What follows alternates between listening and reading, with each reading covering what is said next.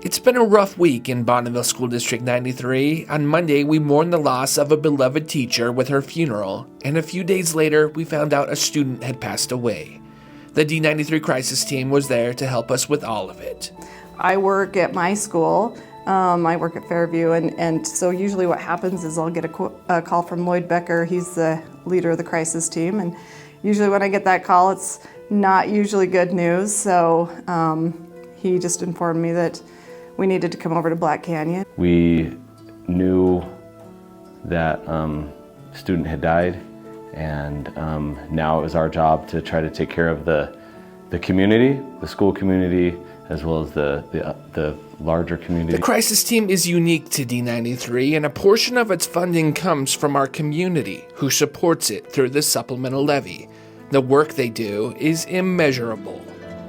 I see other schools sometimes that are like, talk about, oh, I had a death, I'm not sure what to do. They kind of go into like panic mode. I really feel good that our district has been proactive in having a crisis team that has the experience and able to just be like, yeah, we got it. You know, we know we've been through this, we know what works, we know what not to do, and that's what I think is great about this district.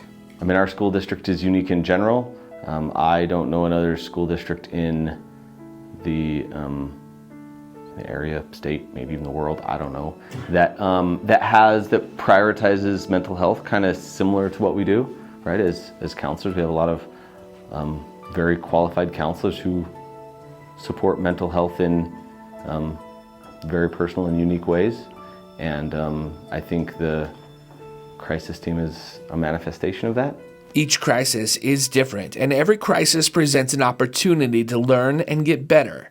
This crisis presented some unique challenges. A lot of times we have a little more notification maybe the night before, so we have time to meet with staff before school and make a game plan, but we found out after school had already started, so we had to make a plan on how to pull the teachers and inform them of, you know, what had happened and watch for their grief as well, and then kind of get them prepped to go into their classrooms and inform the students. We had to act fast because we know what is told to people matters, and hearing it accurately and trying to cut down on those rumors matters. And so trying to find a way to do that healthy while we know phones are blown up.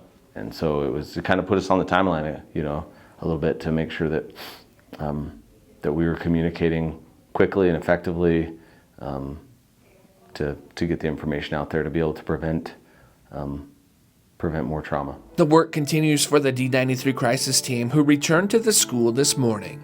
Once the students found out, you know, the crisis team, we were all here in the office, and kids would, you know, find their way here, or teachers might refer them to come see us. And once they come in, we had five of the crisis team here, and we're just in separate rooms, meeting with students. It's hard, devastating, in fact, right? And there's no downplaying that. That's the reality of the situation.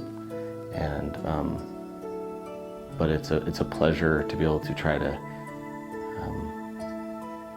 sincerely meet somebody where they are, and be able to grieve together, and be able to impart some skills, and to be able to try to set the path for healing in a good place.